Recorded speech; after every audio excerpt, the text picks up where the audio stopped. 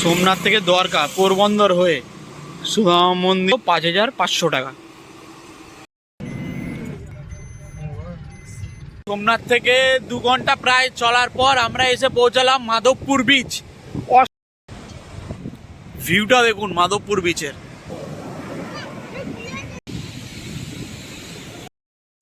আরেকটা আপনাদের কথা বলি, কেন এত ডাব গাছ, তো ডাবের দামও বেশি।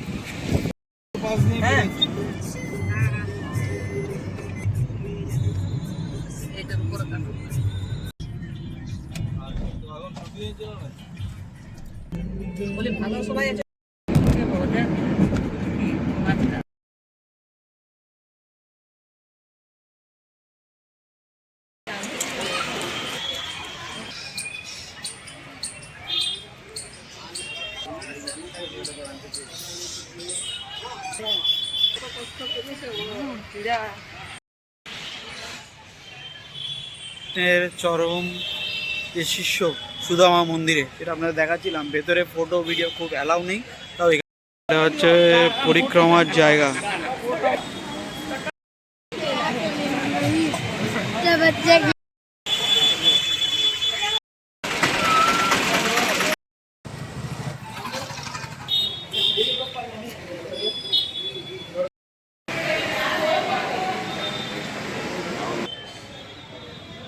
জয় হিন্দ, জয় হিন্দ, জয়।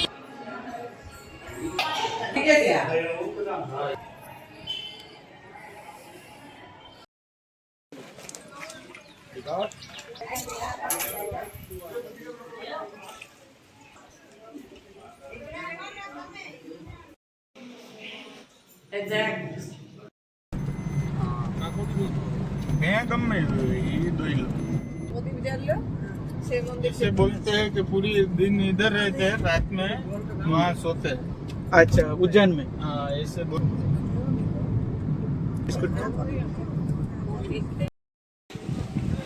তো আমরা এখন হরসিদ্ধি মাতা টেম্পলে।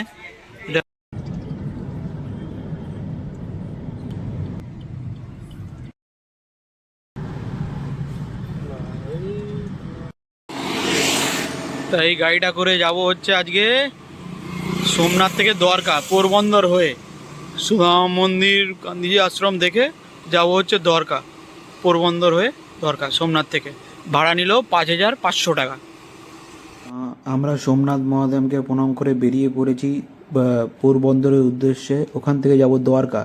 পোরবন্দরের থেকে দ্বারকা যাওয়ার মেন হচ্ছে এখানকার রাস্তার ভিউ, সাথে মাঝখানে পড়বে মাধবপুর বিচ, সেটাও আপনাদের দেখাবো। চলুন যাওয়া যাক দ্বারকা পোরবন্দর হয়ে।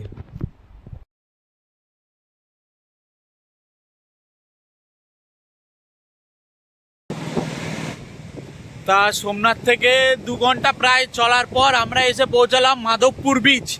অসাধারণ বিচটা দেখুন, ভিউটা কিন্তু খালি বিচ, কোনো ভিড় ভাট্টা নেই, একদম খালি বিচ। কিন্তু এখানে অ্যাক্টিভিটিগুলোও আছে, দেখুন উট আছে, তারপর গাড়ি আছে, সেগুলোও আছে। কিন্তু ঢেউটা হচ্ছে মারাত্মক, এখানে কেউ স্নানও করছে না। আপনাদের দেখাচ্ছি, দাঁড়ান। ভিউটা দেখুন মাধবপুর বিচের, অসাধারণ ভিউ।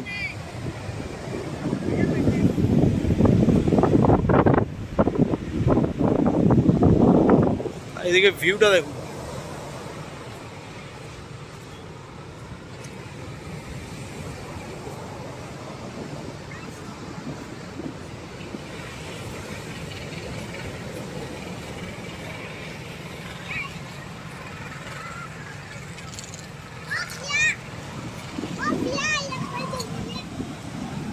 नहीं चाहिए बाबू।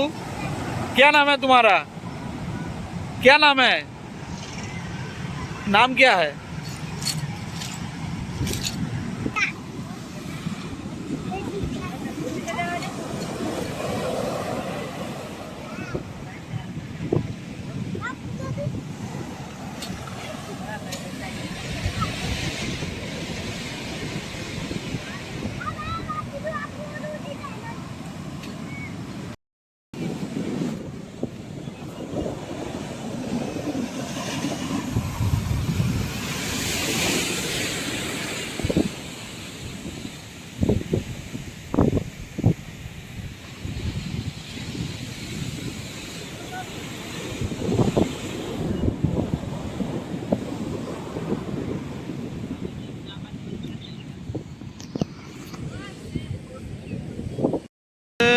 একটা আপনাদের কথা বলি, কেন এত ডাব গাছ, তো ডাবের দামও বেশি।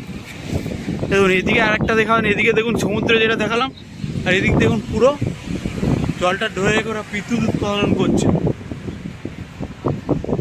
প্রত্যেকটা রাস্তা আপনারা দেখতে পাবেন।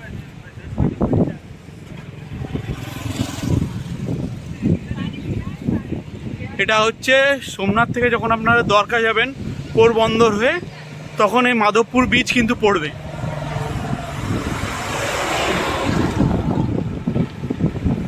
ফাঁকা, এমন কিছু নয়।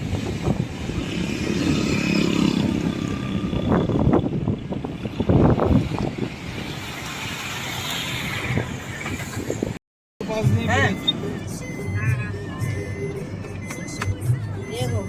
पूरा समुद्र না মিলে বললাম তো দে ও জমা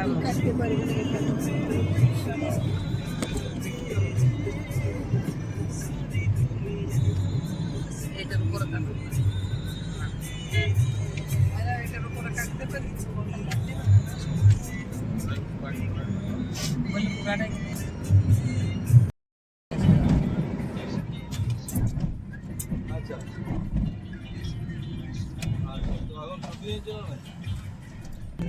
বলি ভালো সবাই আছে যে নতো ইয়া করি না তারা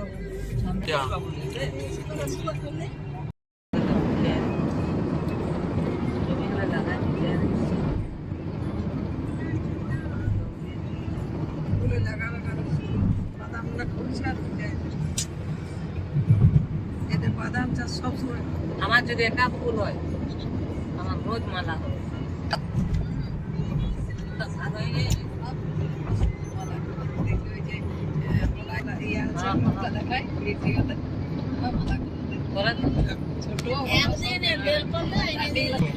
সমুদ্রের ঢেউ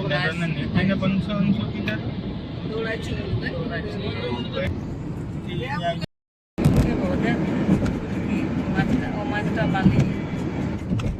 বালি চল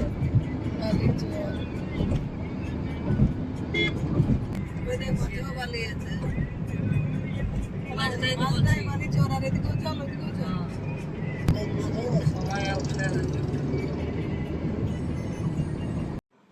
পোরবন্দর যাওয়ার আরেকটা সৌন্দর্য রাস্তা দেখুন, ঝাউ গাছের মধ্যে দিয়ে। এটাও কিন্তু খুব মানে আমাদের টপ 10 যে বিউটি আছে রাস্তা রোডে, তার মধ্যে এটা পড়ে কিন্তু। খুব দেখুন পুরো একদম চারিদিকে ঝাউ গাছ, আর মাঝখানে হচ্ছে রাস্তা। খুবই সুন্দর লাগছে এই ভিউটা। তার মধ্যে এত সুন্দর রোদ দিচ্ছে, আরও ক্লিন দেখাচ্ছে, খুবই সবুজ রোদে। দেখুন দেখুন এই জায়গাটা সবচেয়ে ভালো লাগছে। ওফ, একটা বিউটি। আমরা এখন পৌঁছে গেছি কৃষ্ণের সবচেয়ে পরম চরম বলতে গেলে খুবই গুরুত্বপূর্ণ শিষ্য সুদামার মন্দিরে। এটা হচ্ছে মেন সুদামার মন্দির পোরবন্দরে। এখানে দেখুন লেখা আছে সুদামা স্ট্যাচু, কৃষ্ণা সুদামা স্ট্যাচু। এখানে কৃষ্ণা সুদামাটা স্ট্যাচু আছে। সুদামা এসে কৃষ্ণ তাকে পরম ভক্ত বলে করেছিলেন। আর এই হচ্ছে মেন সুদামা কৃষ্ণের মন্দির।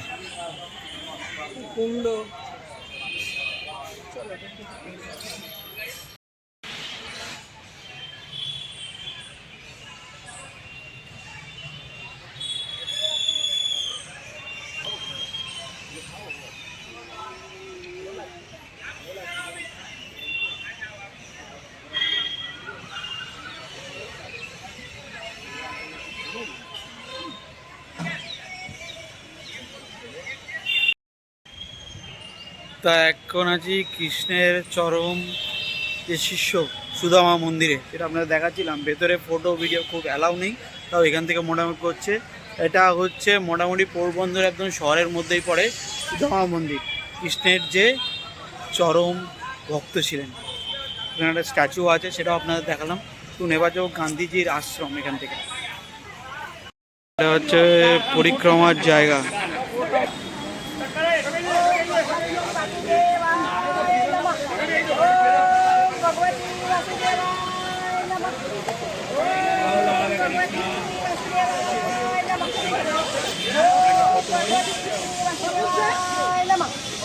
बोल हरे कृष्णा।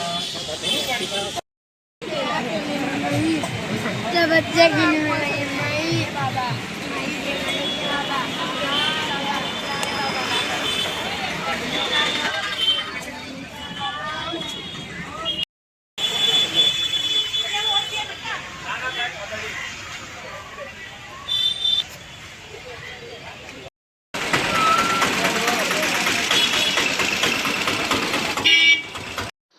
তো আমরা এখন কীর্তি মন্দির বা মহাত্মা গান্ধীর জন্মস্থানের জায়গায়, পোরবন্দরে যে মহাত্মা গান্ধীর আমাদের জন্মস্থান, তার এইটা হচ্ছে কীর্তি মন্দির। এবং কীর্তি মন্দিরের ভেতরে যাবো, অনেক কিছু দেখার আছে, কীভাবে চায় কাটতেন, কোথায় থাকতেন, কি সমস্ত ডিটেল মহাত্মা গান্ধীর এখানে রাখা আছে। আর আমাদের অবশ্যই উপরে দেখুন জাতীয় পতাকা। চলুন ভেতরে যাওয়া যাক, ভেতরে গিয়ে আপনাদের আরও ভালো করে দেখাচ্ছি। যতটা মোবাইল অ্যালাউ থাকবে, আমি জানি না ভেতরে মোবাইল অ্যালাউ।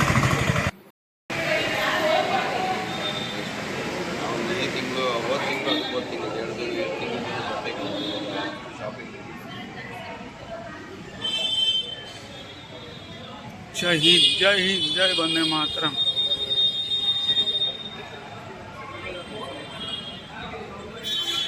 प्लीज তাই তো।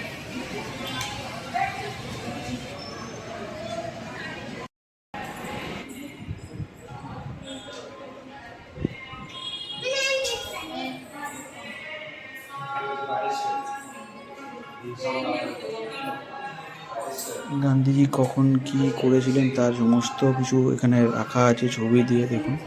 আর এখানে কখন কোনটা তিনি ইউজ করতেন, তার চশমা, ঘড়ি, এই দেখুন মেন যে চরকাটা, এখানে অরিজিনাল এটাই গান্ধীজি ইউজ করতেন। তার সমস্ত বই, কী কী বই পড়তেন, এখানে লেখা আছে birth place of Mahatma Gandhi. আর এইটা আছে আপনার ইনফরমেশন যে কোথায় কি আছে, মিউজিয়াম কোথায় আছে, ড্রিঙ্কিং ওয়াটার কোথায় আছে, বার্থ প্লেস মহাত্মা গান্ধী সব। যেমন গ্রেন ওয়াটার গেছেন, ট্যাঙ্ক, এটা একটা ট্যাঙ্ক করা হয়েছিল। বার্থ প্লেস অফ মহাত্মা গান্ধীর হিস্ট্রি করা আছে, কেন কোথায় কি জন্মগ্রহণ করেছিল। আপনার ওই ভিতর ঘরটার আমার মধ্যে ছবি। বাড়ি। আর এইটা ওপর দিয়ে ওঠা যায়, সেটাও আপনাদের দেখাচ্ছি। এই দেখুন দুটো রিক্সি আছে, বয়স্ক মহিলা এখানে পারবে না।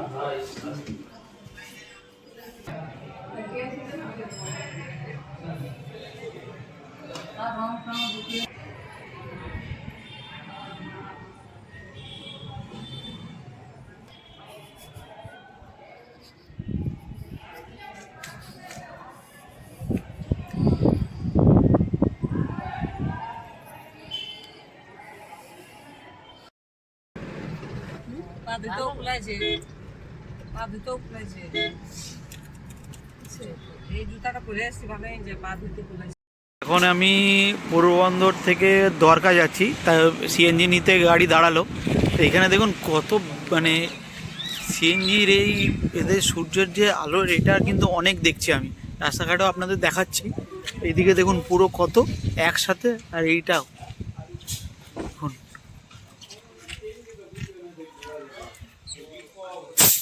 অনেক। এখান থেকে দ্বারকা হচ্ছে 84 কিলোমিটার। আমরা এখন মূল দ্বারকাধীশ টেম্পেলে, এটা হচ্ছে মূল দ্বারকাধীশ টেম্পেল। এটা হচ্ছে মেন মন্দির, একটা হচ্ছে দ্বারকা, বেট দ্বারকা, আর এটা মূল দ্বারকা। দ্বারকা কিন্তু তিনটে মন্দির আছে, একটা দ্বারকায়, একটা বেট দ্বারকা, আর এটা হচ্ছে মূল দ্বারকা মন্দির। এখানে ছোটো ছোটো অনেক মন্দির আছে। এখানেও নাকি সুদামা আর কৃষ্ণ একসাথে এসেছিলেন এই মূল দ্বারকা মন্দিরে, দেখুন। কিন্তু এখানে অত ভিড়ভাড়টা নেই অতটা, দ্বারকা মন্দির বা বেট দ্বারকার মধ্যে আমি যা শুনেছি। দেখুন এখানে লেখা আছে মূল দ্বারকাধীশ টেম্পল। আর এই যে আপনাদের এই ফ্ল্যাগটা আমি দেখাই ভালো করে, এই ফ্ল্যাগটা কিন্তু আপনারা দেখতে পাবেন মেন দ্বারকায়, বেট দ্বারকায়, মূল দ্বারকায়, সব জায়গায় এটা কিন্তু দেখতে পাবেন। দেখুন ঠাকুরটা আমি দেখাচ্ছি, এই দেখুন এটা মহাদেব, ওম নমঃ শিবায়, ওম নমঃ শিবায়। খুব সুন্দর এখানে। এখানে রূপো ইয়ে করা আছে।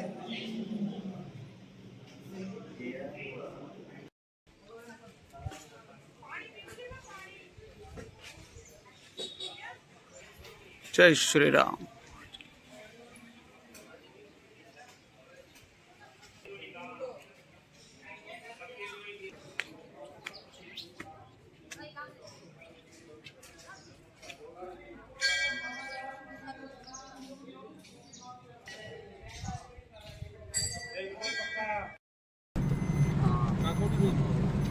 ગામમાં એ દોઈ લો.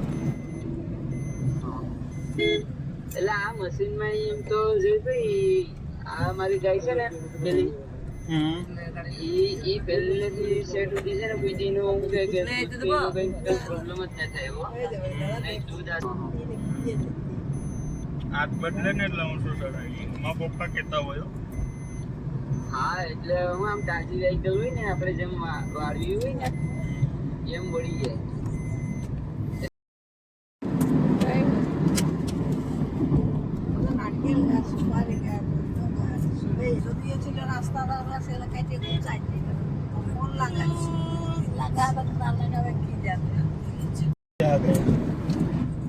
मेन तो भैया उज्जैन में है और उज्जैन वाला ही है. उज्जैन वाला ही है सेम टू सेम. हाँ એટલે अभी इधर बन रहा है.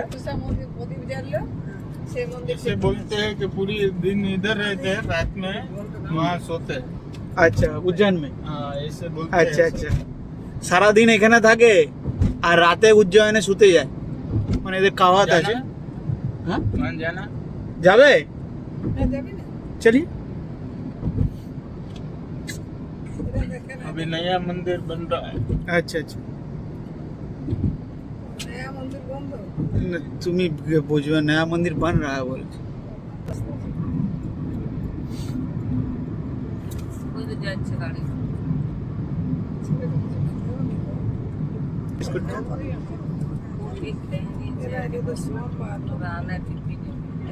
ও হ্যাঁ হ্যাঁ ঠিকই বলেছো.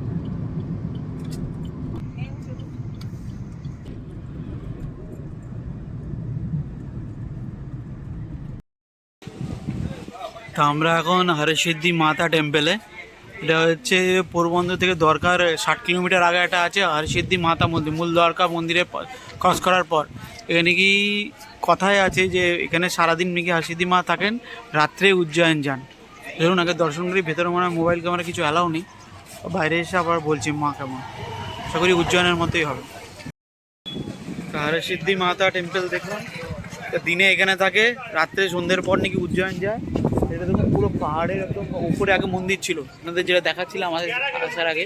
আর এটা হচ্ছে নিচের মন্দির, নিচে তৈরি করা হচ্ছে. আর সেটা লকডাউনের পর নাকি ওটা বন্ধ হয়ে গেছে. চলুন এবারে যাব ডাইরেক্ট দ্বারকা. আর কোথাও সাইড সিন নেই. মেন ছিল মূল দ্বারকার সুদামা মন্দির আর গান্ধীজির আশ্রম. চলুন যাওয়া যাক. আমরা এখন দ্বারকাধীশ মন্দিরের কাছাকাছি. এই দেখুন দূর দিয়ে দেখা যাচ্ছে দ্বারকাধীশ মন্দির. এটাই হচ্ছে মেন দ্বারকাধীশ মন্দির. চলুন অনেক কিছু আজকে দেখলাম. কৃষ্ণ সুদামার মন্দির, কৃষ্ণ সুদামার স্ট্যাচু, মহাত্মা গান্ধীর জন্মস্থান, কীর্তি মন্দির এবং আসার সময় যে সুন্দর বীজটাতে মাধবপুর বীজ অসাধারণ. আর মেনলি ঝাউ গাছের মধ্যে দিয়ে মানে এই জায়গাটা পুরো বিউটি লাগবে. যখন আপনারা সোমনাথ থেকে দ্বারকা আসবেন অবশ্যই গাড়িতে আসবেন পোরবন্দর হয়ে. হয়তো একটু ভাড়া বেশি লাগবে কিন্তু আপনারা ভালো ভিউ পাবেন আর অনেক কিছু দেখার আছে. আর এটা হচ্ছে মেন দ্বারকা মন্দিরের গেট. এই দেখুন এই গেট হচ্ছে মেন দ্বারকা মন্দিরের. এই দেখুন এখানে লেখা আছে দ্বারকাধীশ. এই আমরা দ্বারকা ঢুকলাম. এটা হচ্ছে ছোটো গেট. এখানে দেখুন কৃষ্ণের সমস্ত করে আঁকা আছে. জয় দি দ্বারকাধীশ. চলুন ভিডিওটা এখানে শেষ করছি. পরের ভিডিওতে আপনাদের দেখাবো দ্বারকাধীশ মন্দির. আর এখানে এই হোটেলে আমাদের রুম বুক করা আছে.